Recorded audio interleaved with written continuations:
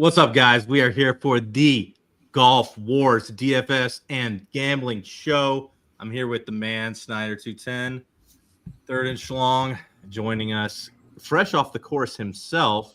How'd you shoot today? I shot one of the better rounds I've played at my home course. Shot an 82. My partner shot a 75, and we are 14 and 7 handicaps, respectively. So we won 8. We won 8 and 6. 8 and 6. No, my driver's been awful this year. I've only gotten out to play like 3 times, and I haven't broken 90. And I shot an 82 today, so that was fun. How old were the people you were playing against? So they were old, retired, played from the white tees. Normally, guys like that in this format, because you get like so much of your handicap, are like super dangerous. But these were like old dudes that couldn't putt for shit. Like normally, old dudes are just like put it in the fairway off the tee, like run it up to the green, chip it up, and put it in. Yeah. And they're stroking almost every hole. So I was kind of expecting that, and they couldn't putt at all. So that kind of threw me for a loop. But we rattled off. We would have DraftKings scored great. We rattled off 6 holes in a row from the 5 to the double streak. Yeah, the double streak from like 5 to 10, and then it was just kind of over from there. Oof. Snyder, how you doing today? Doing pretty good. Doing pretty good. Ready to dive into this event off the. I called the Scotty by a touchdown last week, but I shorted him a couple strokes. I think he got there by 8 or 9. I think, but it was a fun event last week. Profitable. Looking forward to another one here this week. Yeah, Scotty. My biggest mistake last week, I think, was going like I only went like 60 on Scotty on DraftKings. Just because the combos were so limited, but I should have just shoved it. Seems like everybody that I still cashed like almost half my teams, but didn't quite scale the top. I think I came in like 20th or something. Bryce did okay, I think, but same kind of scenario where you rely on combo luck a little bit. I had like a bunch of teams cashing, but not the right combo. 6 out of 6 was so thin last week, and I was talking about it on Twitter today why I like no cut. It's like, I don't know. I'd rather just be able to play like these shitheads in the 6Ks without like worrying about them, like having like no made cut equity. So you can jam like these guys like Rory and Scotty, obviously not Scotty this week, but it definitely applies for Rory. I just love no cut golf because it's not like you just kind of check on Sunday. It's like, what teams do I have that are like super live to like go low on Sunday? It's not like a huge sweat on Friday. Well, I also think typically in no cut events, you're getting a lot better golfers at the base. Like sometimes you'll get like where some Asian tour guys or, Australian tour guys get some kind of random exemption into the tournament. And so you'll have like 10, 15 guys at the bottom that suck. Not the case this week. Like you're getting Cameron Davis at dead minimum when everybody was playing him last week. So it's a bit different on the dregs. Eric Van Rooyen, amazing week last week. He's 6,200. Your boy Cameron Young, also 6,200. So, you're getting a little more value at the base than you typically would just because of it being an elevated event and no shit boys really qualify other than Nick Dunlap, who is the shittiest golfer on the face of the planet. Nick Dunlap is a terrorist. That first round at the Masters, shout out Bob Dylan. That was the worst call I've ever seen in my life, was for you to think Nick Dunlap was going to win the Masters. We happen to have Nick Dunlap in a pool, and my buddy. Yes, we Bob did. And there was it was a Calcutta, and there was no points for dead last. And so I'm going into it thinking it's like a normal Calcutta where you get points for dead last. And so we had Nick Dunlap, and I'm like, oh shit, yeah, he's going to shoot 95. This is sick. And no money for dead last. What kind of Calcutta has no money for dead last? The type that gives you a lot of money to Patrick Reed third, which was fun. There you go. Yeah, the Patrick Reed hole out on 17 bailed us out of a sizable hole there. But yeah, we'll get into the term this week at the Philly Cricket Club, which they don't play cricket there, which doesn't make a whole lot of sense. But I will say this: it being a cricket club, we do favor a lot of the Indian golfers this week. So on that note, we'll start at the top. We'll eliminate the next 2 or 3 guys and just talk about Rory first. How are you treating Rory this week, Snyder? And do you think that he has the same sort of ownership that Scotty carried last week? Yeah, I think we're gonna see Rory upwards of 40% potentially this week. I mean, you look at the stats and the betting odds. I mean, he's a huge favorite here, betting favorite, and he's coming off the win at Augusta. He won at the Players as well. Does he fully engage at this event with the PGA coming up next week? Is the only slight concern with me, but I mean, he should be able to overpower this place. All the bunkers and hazards are like 310 off the tee, and he can comfortably clear those, it sounds like. So not too worried about Rory. He should be able to bomb and gouge this place.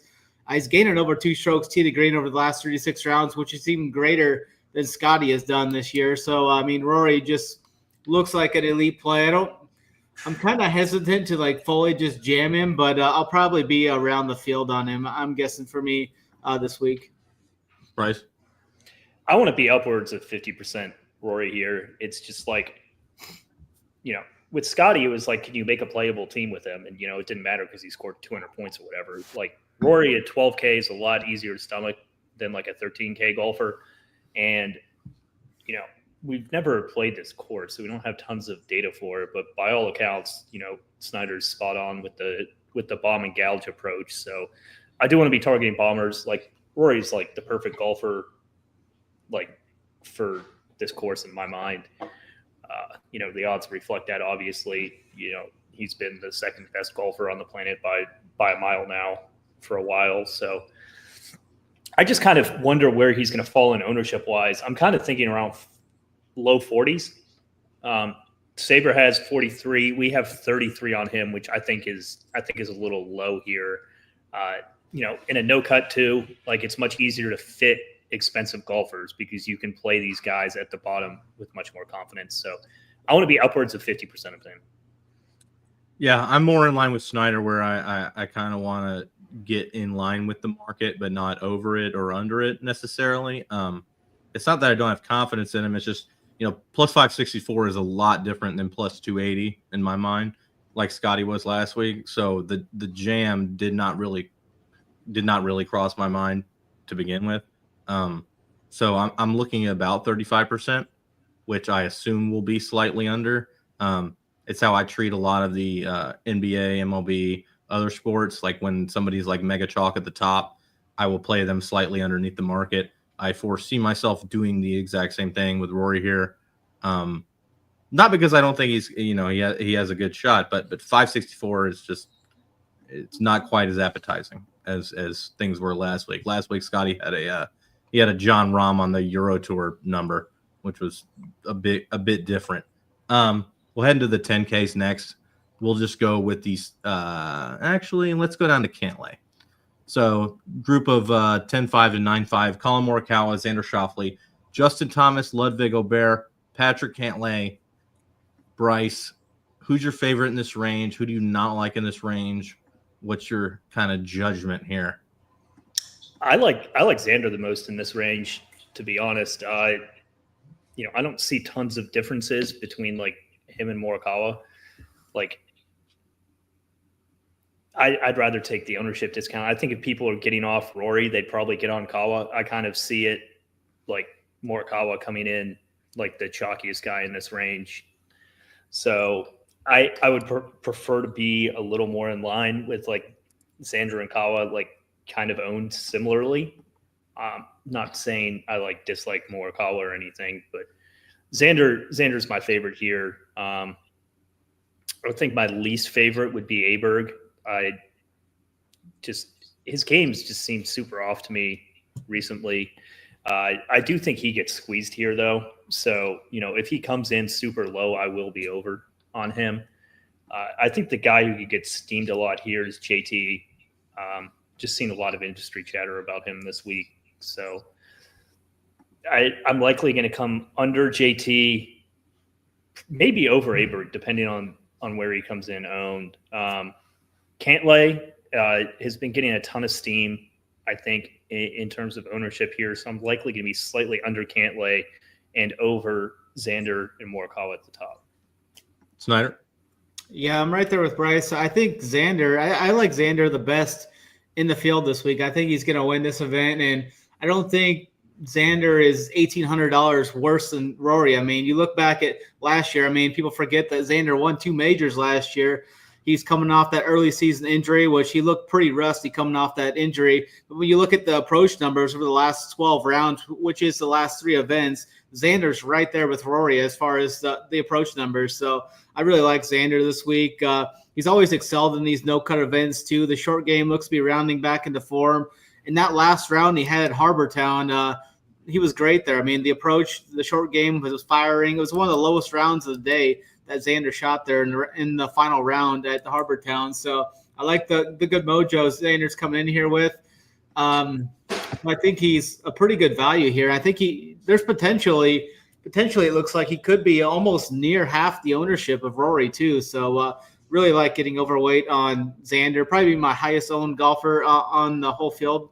So I'm going to be high on Xander. Colin's got the new caddy this week. Still can't make a putt, but I mean he's one of those guys that this course. I mean every course sets up for him. He's right there below, about a half a stroke below Rory, strokes gained tee to green over the last 36 rounds. But I mean Colin's going to get ownership. I think Colin's going to come in higher owned than Xander as well.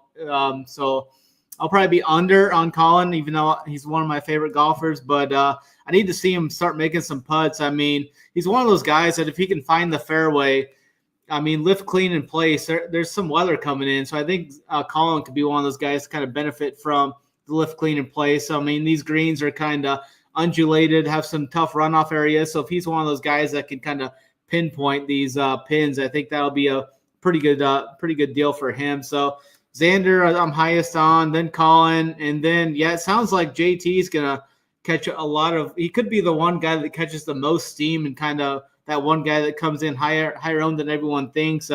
Finally got the win in his last event at Harbour Town there. He's riding a hot putter. He's gained over 5 strokes putting, and he's kind of struggled in these bigger type field events, so prior to getting that monkey off his back.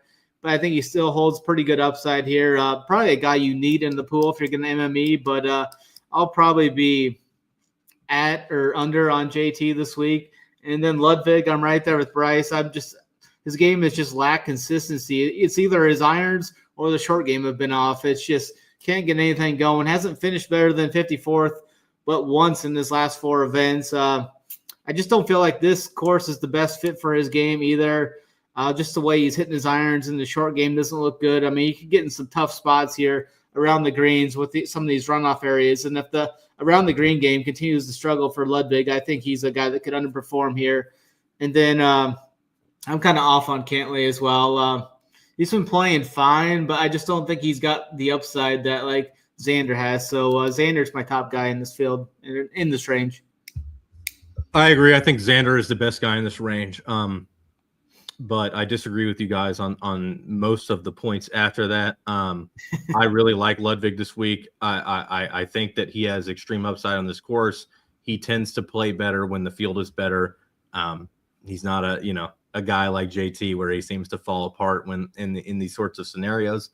And obviously we're not discussing cash lineups, so we're trying to look at upside. And I think Ludwig has the best upside in this range, other than Schauffele. After those two, I would say Morikawa would be next. As you spoke on, they're new caddy. It's a little weird shit going on, but again, he's probably the second or third best golfer in the field at worst. So don't want to get under or be don't want to be in a position where he can beat me, so to speak. After that, Cantlay, again, same thing. Don't want to be in a position where he could beat me, but am not like really wanting to get high on him at 9,500. But the guy I really am short selling is Justin Thomas. I really do not like Justin Thomas at 10K versus, Ludwig at 9,800 or a Cantlay at 9,500. I've got very, very little interest in Justin Thomas. I'm probably going to play single digits. I think that is a strong fade in this range if you are looking to straight zero out golfers. We'll go to the next range. which will go. Let's go Henley down to Connors, 9,400 to 8,800. Bryce, we'll start with you again. What do you think about this range, and who do you think is overpriced and underpriced? You're muted. Sorry, I was messing around with Mateo. I think most guys in this range are overpriced. Like, I think the 9,500 point, like, price point was a really good, like, kind of transition in between, like, the guys I consider like elite plays in this field and guys that I just don't like. I mean, you can pay a couple extra $100 for Aberg as opposed to Henley.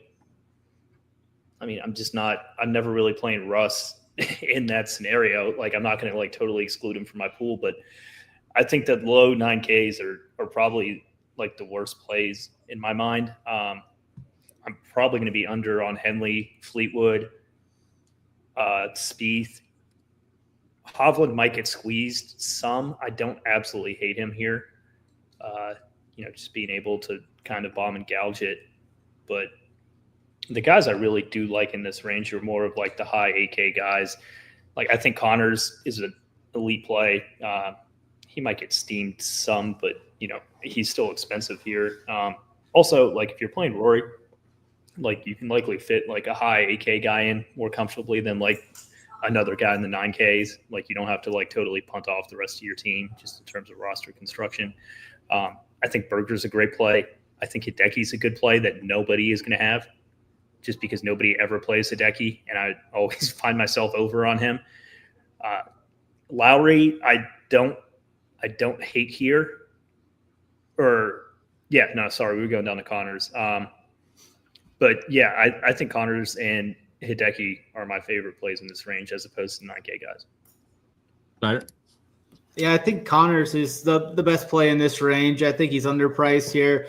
Has better odds than most of the guys around him, around the low 9K range too. 4 top 10s his last 6 starts. I mean, he did struggle a little bit at Harbortown, but that's mainly due to a very poor putting performance. But he's been great with the putter. Besides that, he lost 3 strokes putting and another 1.3 around the green in that event. But the short game has been much better for him this year. I think he bounces back strong. Great course setup here for him. So I'm high on Connors at 8,800.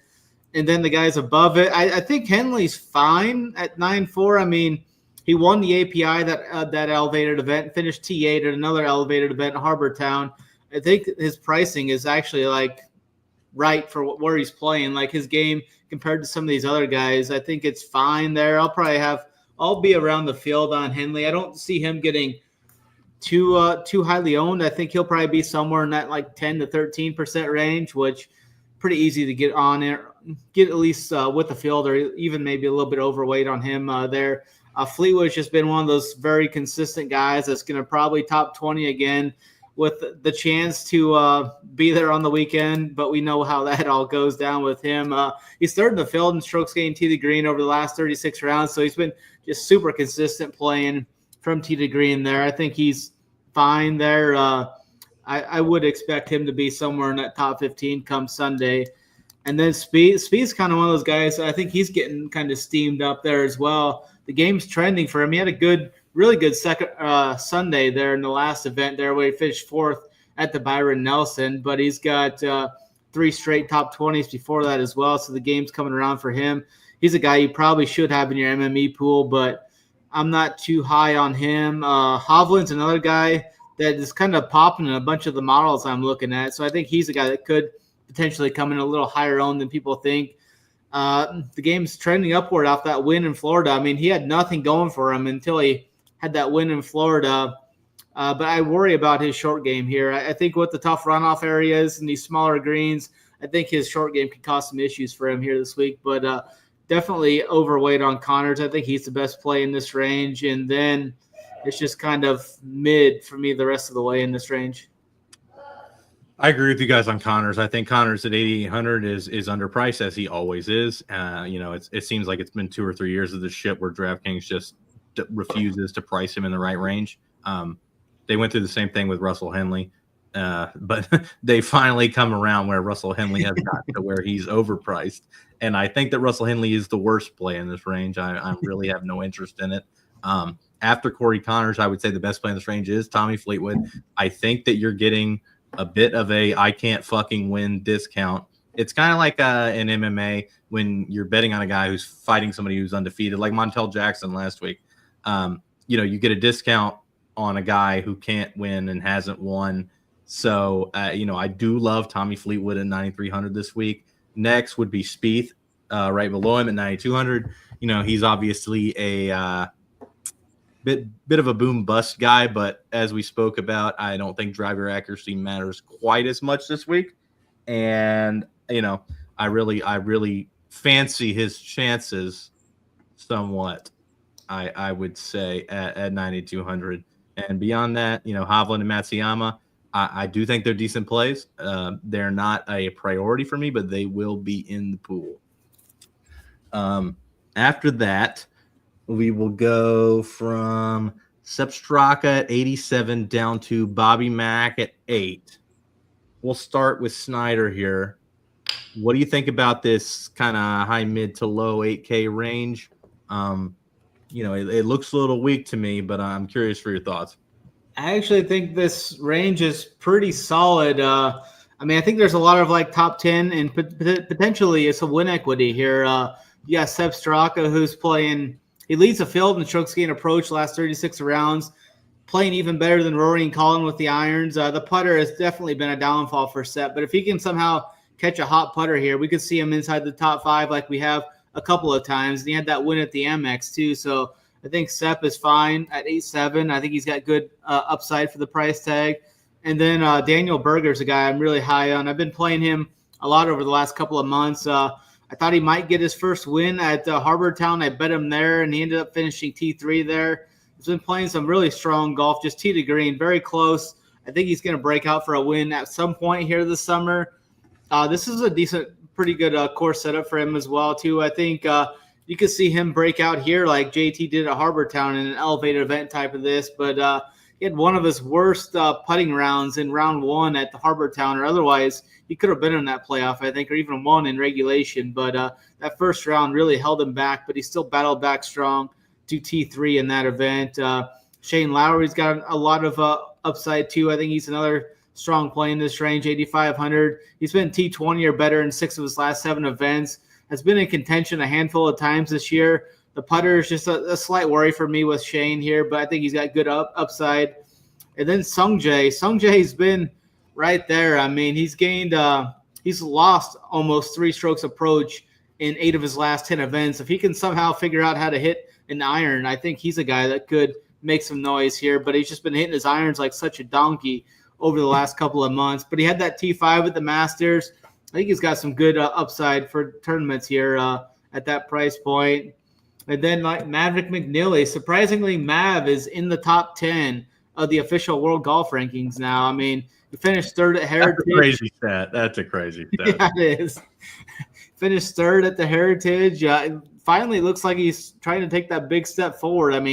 Doesn't even need to golf if he doesn't want to. For how he's set up money-wise, but he just out there grinding. He was T3 at the Texas Open, T32 at the Masters while losing over 4 strokes putting there. He's generally a solid putter, too. He was 2nd at the Genesis, T9 at Phoenix, won the RSM last fall. So I think Mav is another guy that has good upside in this 8K range. And then Keegan Bradley always has the upside. He can go from first-round leader to missing the cut, or he can go – a lot of outcomes there with Keegan. I think he's a good tournament play as well. The putter has really abandoned him, though, recently. He's lost 5.2, 1.4, and 7 strokes putting in the last 3 events, which is definitely a cause for concern there. But the iron play has remained strong through this whole time. If that putter can just flip back, I think Keegan's another guy that could be in the top 10 come Sunday. Bryce?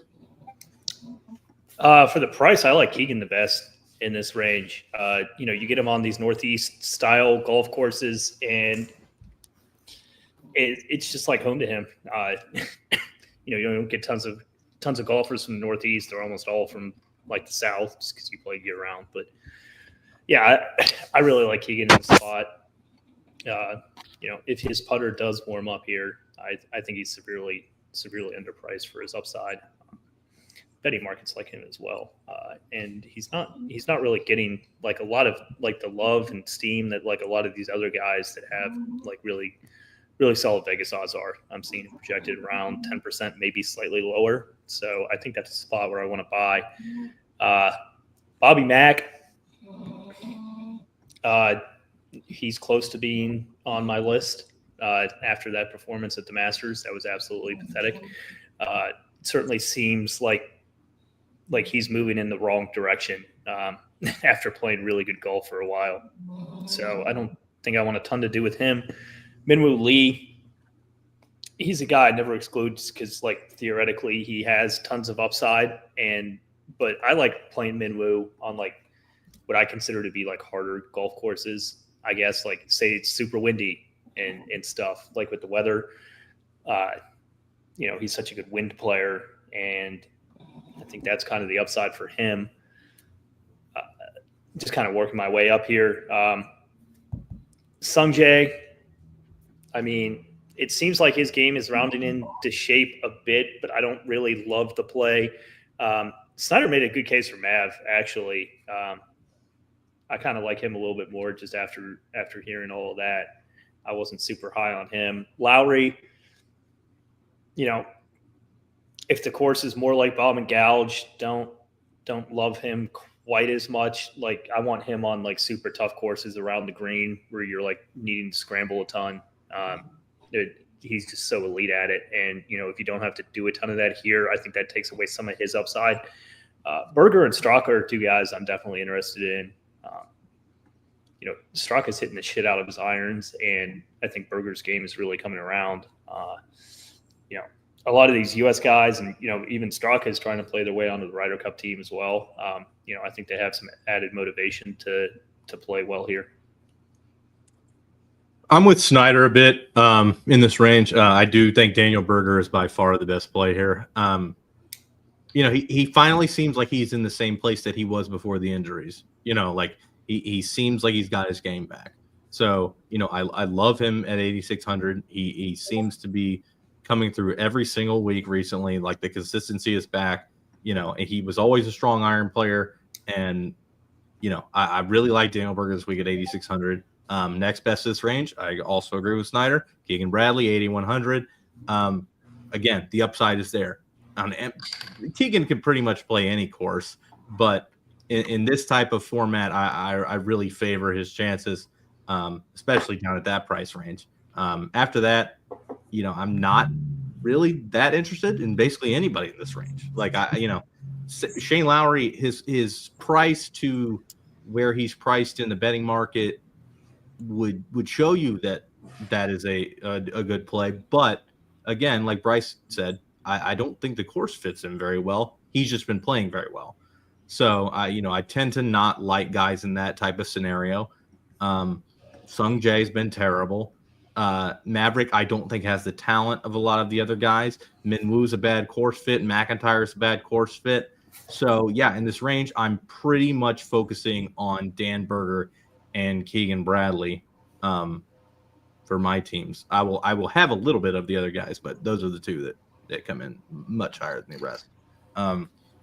Next, we'll go into we'll go 7,900 to 7,500. So from Wyndham Clark down to Brian Harmon. Bryce, we'll start with you. I see one extremely good value in this range and a lot of slop. So what do you think? Yeah, I mean, you were probably talking about Aaron Rai. I think he's kind of the chalk 7K guy of the week. I don't think it takes a genius to figure out that he's a good play and mispriced here by about $1,000 just based on his win equity. He's just been a good golfer. I don't think it's like the perfect course fit for him or anything, but the way he's playing right now, he's just too cheap. I do want to be over on him. I'm kind of interested to see where he comes in low stakes against high stakes. Like, I think he gets steamed a ton in high stakes. I think it might be a little bit lower in low stakes. So, probably have more leverage on him and say the 25, the 5, and the 3, as opposed to something that's like single entry or like the 5-5-5 or some stuff like that. So, I mean, it is what it is on him. I'm willing to eat chalk here. I like Aaron Rye. After him, I see some guys I don't mind in this range. I like Sam Burns some. I think his game is kind of rounding into form here, and I think he has upside. Wyndham Clark, especially at a bomb and gouge type of place, if it does end up being that, I think you can make a case for him having upside here. Novak, don't really want him here. I think he might get some steam just because of how he's playing, but I think I liked him more at 6,700 than 7,700. He's not the most consistent golfer, but he does carry some upside. I don't absolutely hate him, but I'm not going to be playing a ton of him. Denny just doesn't do it for me this week. I like him on I don't know, kind of courses like Augusta or something, where it's just you're kind of planning your way around and making putts, as opposed to what we're expecting this to be. But he has such a hot putt, or he can get such a hot putter that I'd never really take him out of my pool. I would much prefer someone like him to a Brian Harmon, in terms of somewhat similar molds of golfers, shorter guys who need to putt well to win. Davis Thompson, I think, has upside. I don't mind him.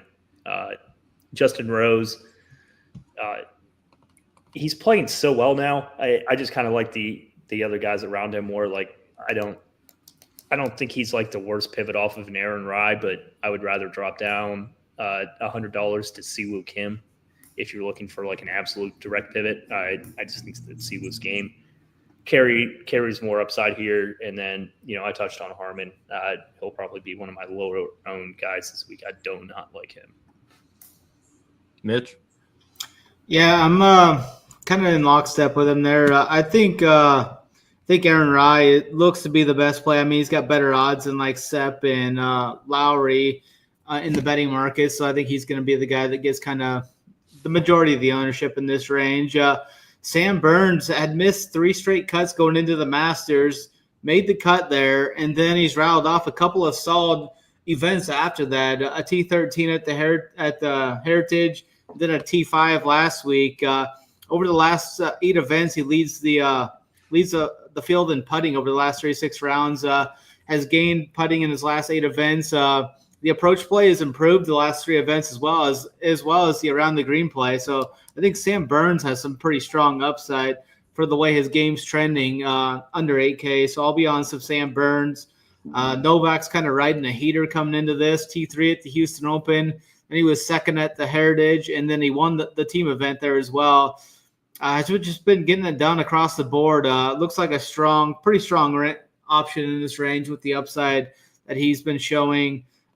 Justin Rose has been playing strong in some of these big events. He was runner-up to Rory in the Masters, lost in the playoff there. He was T8 at the API in that elevated event. Don't remind us about blowing the playoff. Yeah, and then he was T3 at Pebble too. The putter kind of let him down at the Heritage, but that was his worst showing of the year with the putter for him.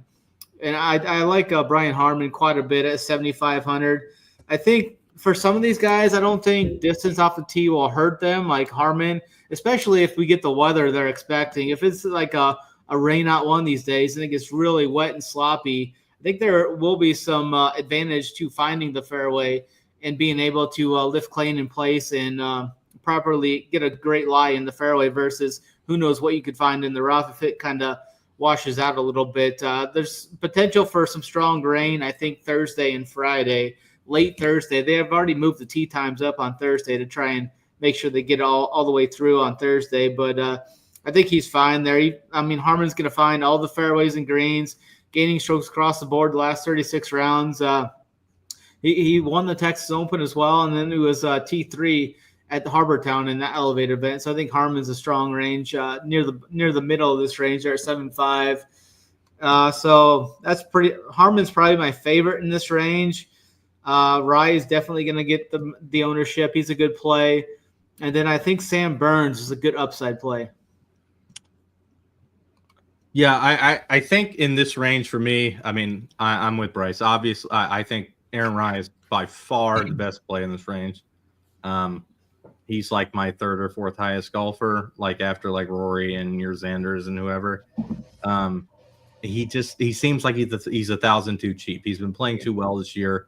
I'm gonna be on Aaron Rye pretty much no matter what until they start pricing him like he should be, which is like 9,000.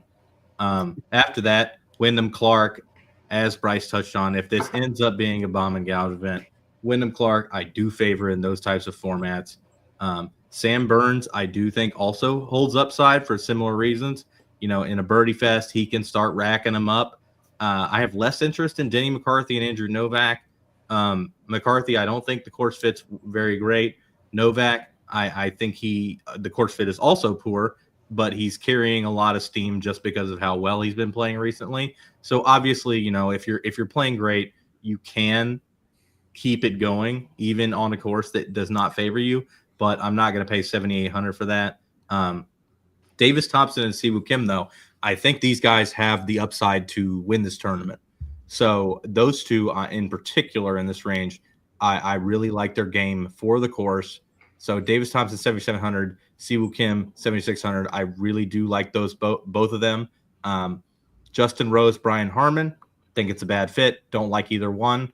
JJ Spawn, I like a little better than those two, but still not like really like attached to it. So in that range, I'm looking at Aaron Rye, I'm looking at Wyndham Clark, I'm looking at Sam Burns, and then DT and Siwoo Kim, and then after that, it's kind of not a whole lot for me. We'll go into the next range here, 7,400 down to 7K. We'll go from Keith Mitchell to Rasmus Højgaard. Snyder, this is the soldier range. Well, that in the 7,500s. So if you'll give us the soldiers and then speak on the rest of the people down here. Two of the soldiers are in the 6K range, but are we going down? Okay. Are we going down to the 6Ks? No. The soldiers in the 6K. We got two in the 6Ks, but Harman was a soldier at 7.5. He's going to battle. But I don't really like too much in this lower 7K range. I think some of these guys are going to catch some steam. I'm not really as fond on Keith Mitchell if he's going to get the ownership. It sounds like he is, but he's been playing good. He just hasn't. The short game worries me with Keith Mitchell, and we're not on Bermuda grass either. So I'm be under on him. Zalatoris, he's just really struggling to find his game. Probably not going to get there. Not really high on Finau. I think Ben Yan's a guy that holds some upside. He's a guy I could probably get to. And then JT Poston, he's been playing some elite golf as of late. A couple back-to-back top 20s there at the team event, and then he was T11 at Heritage. Decent showing at the Masters. Made the cut. Didn't really do too much there, but I think he's fine. I'm not really high on Akshay. I think he's a guy, if you want a guy that's going to finish like T40, play Akshay, because I think that's about where he's going to finish at. Not really high on him. His game just looks out of whack. I mean, he can make some putts, though. I mean, he's gaining over half a stroke last 36 rounds, but the rest of his game's kind of in shambles. Michael Kim's fine if you want to go down there. I think, but I really am not in love with many of these guys outside of JT Poston in the low 7Ks. I'll chime in here because all of my soldiers are in this range. Akshay Bhatia is my favorite play after Aaron Rye at 7,100. I as much as his game is not really on point, he is much more talented than all the other guys in this range. So I really like him at 7,100. He's only like 60 to 1 win the tournament. I'm gonna have a hard time really getting off of Akshay Bhatia. Next would be Byung-Hun An at 7,300. Similar reasoning. I love his game for the course. I think he's underpriced. I think, it's the same as Rye. Like, I think that people have gotten, to where they haven't won and this and that and the other. And so they've gotten to where they think that they're not that good when they're very, very consistent. And I love Byung-Hun An. And next would be your boy, Killer Keith. at 7,400. I love Keith Mitchell. You know, he's been playing extremely well. I understand his short game is not great, but for the price discount, to me, it looks like a similar play to Novak, only he is 400 cheaper. So I would much rather play Keith Mitchell. So those are the three guys I like in this range: Batia, On, and Mitchell. Bryce, what do you think? I hate to agree with you, but I do agree in this range. I really like Akshay. I might prefer Benny Ann to him, just because of like Akshay. I think could get steamed some here, just because of his odds. But I really like both of them. I don't like Keith quite as much as Mark, but I still think he's a very solid play. To me, this is kind of like are you going to play like the younger, or I wouldn't necessarily say up and coming guys? Are you going to play the guys that can like still know how to golf, or the guys who have completely forgotten how to, and like people just want to like play them because they're bomb and gougers? Like Tony Finau is completely lost. I don't want anything to do with him. Dust. Yeah, I don't. Finau's fallen off a cliff. You know, you can say the same for Willie Z. You know, and I like both guys personally. It's just not in the cards for me this week. You know, if other people want to take a chance, I'll let them do that. And center my ownership around the other guys in this range. I don't hate Taylor Pendrith, but I'm seeing like an outlandish ownership percentage on him. I'm seeing that he's the highest known guy in this range. If he comes in that high, I'm certainly not going to be over that. I think he's a decent play in a vacuum.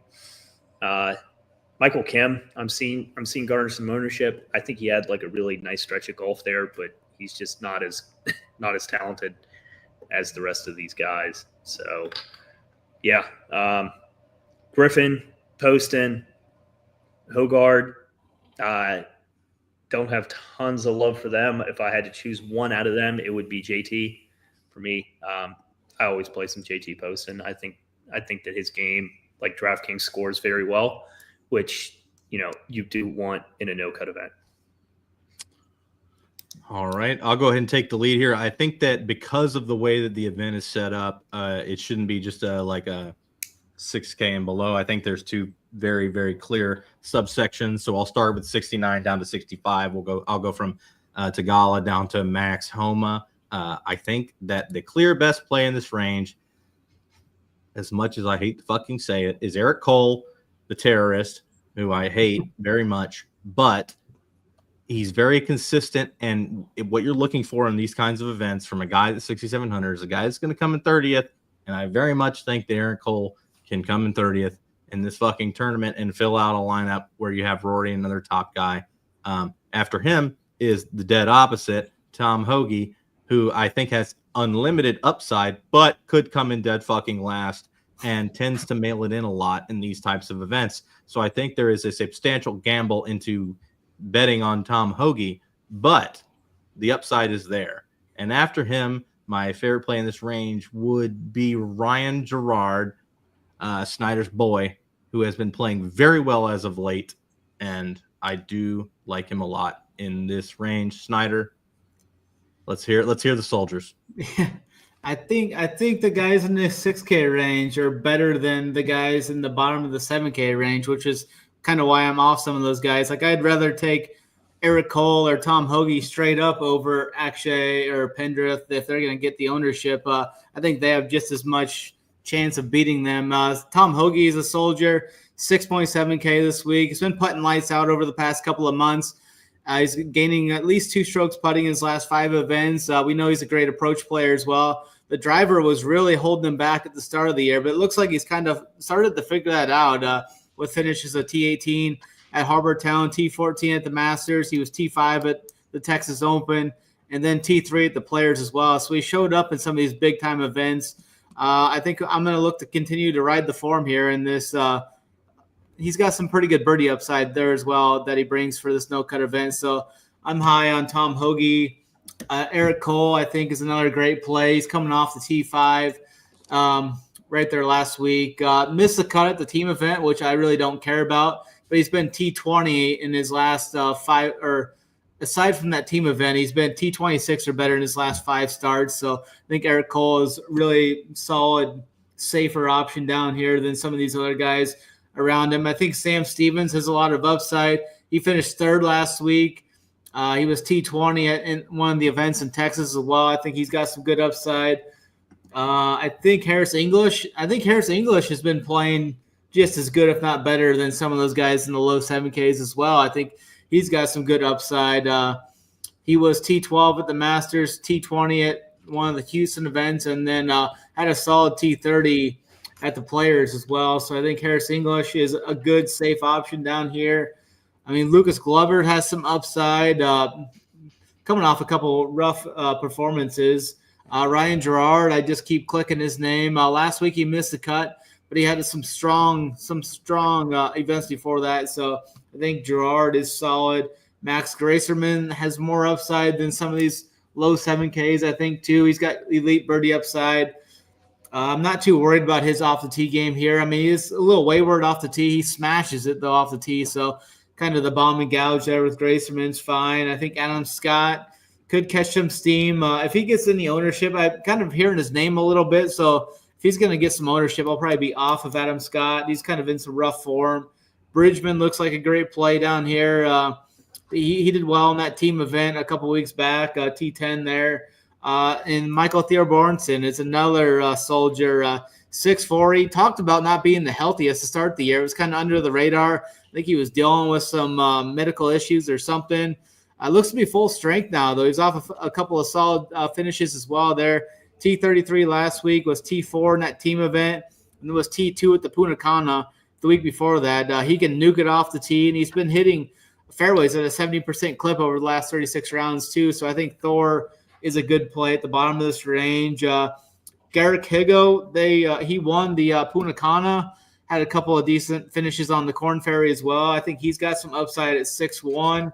He can bomb it off the tee. The putter is just definitely boom or bust for Higo, though. I think he's a guy you can sprinkle in. EVR's off the strong finish last week. I think Brian Campbell is not dead in this event. I'd rather have Brian Campbell than I would Nick Dunlap, I guess I could say. You don't want that 90? No, I'm good. Bryce, what do you think? I think I'm addicted to playing 6K golfers at no-cut events.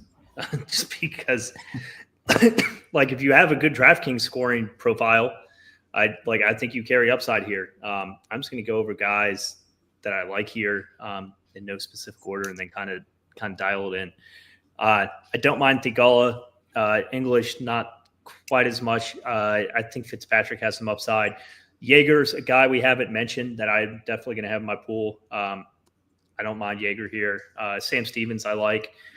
Cole and Hoagie I like a lot, especially Hoagie here. Definitely agree with Snyder on him. Glover, not quite as much, but I think he's playable. Grazerman and Gerard I like a good amount here, especially Grazerman. Homa, Scott, Nick Taylor, I don't really want anything to do with.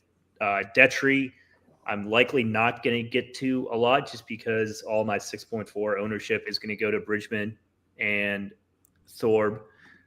I always struggle saying his name, but I think Bridgman and Thorpe are really solid plays at 6'4" here. I think it falls off significantly after them. There's only a couple guys I'm interested under 6'4". EVR, I think, is playable. Eckroat, I think for sure is playable. I think he's a significant step up from like playing any of these guys in the sixes or like at flat six. And then if I had to choose a guy at flat six, it's my guy, Scam Davis. Cam Young is going to get some steam here. Mark, are you playing any Cameron Young? I know you're the number one Cameron Young hater. Below 6,500 here right after you were. I think Jacob Bridgman is by far the best play in this range and the best play in the 6Ks, period. So they've underpriced him again, just like they have every fucking week forever. So Jacob Bridgman's 6,400. Fucking lock him in. After that, Thorbjornsen, as you both discussed, I think is a great play. He was dealing with an injury earlier in the year, and I think he's come around a little bit. Obviously, a hot prospect back in a year or two ago, and I think the injuries kind of got to him, but now he looks like himself. After that, Austin Eckroat, as you said, is the best play down at 6,100 and 6K. And after that, Eric Van Rooyen and your boy Cameron Young at 6,200, I think, are the next two in that range. So I really do like Cameron Young this week. Bomb and gouge is his shit, and no cut. Like, there's not a whole lot of downside to playing him. I really like Cameron Young. I've said it a million times. But this week I do like him again. After that, as you said, Cam Davis, 6K, best play. Similar game to Cam Young with the bomb and gouge. So I don't mind Cam Davis at 6K. He will be my highest guy down there. And it's about how it is. Max Homo. Let's touch on a pick six. Maximus Homo is getting zero love for me this week. Yes, I'm never playing the guy again. He's broken. Throw him in with Tony Finau. Kick him off the tour. No one cares about him. All right, let's get some pick six going. You guys got it. You guys got it on. Can you pull it up, or do you not have that in Nebraska? Do I need to screen it? No, we got it here. I'll pull it up. All right, I'll start. It looks like they only got finishing position this week for pick six. They have a lot of golfers, though. They do have almost everybody. So my first pick for pick six this week will be Justin Thomas, worse than 14 and a half finishing position. I have the lock of all pick six locks. How is Max Homo 32 and a half? That's crazy. Worse. Easy. Easy. Thomas, Easy. worse than 14 and a half. Max Homo, worse than 32 and a half. How is that the line? How is that the line? Snyder, what do you thought? Pick six people must love Homo because, his betting odds are He has nowhere. a better number than Hoagie. He has a better number than Hoagie. Yeah. That's crazy to me. That's absolute banana land. That is nuts. Snyder. I'll shift it. I'll shift it here and do Xander better than 13 and a half. I like that. Xander better than 13 and a half. I will go with Corey Connors better than 19 and a half. Bryce. Zalatoris worse than 30 and a half. Dude's absolutely broken. I love hating on golfers. Let the hate flow through my veins. I always bet worse in pick six. And Snyder, the last one. Let's go.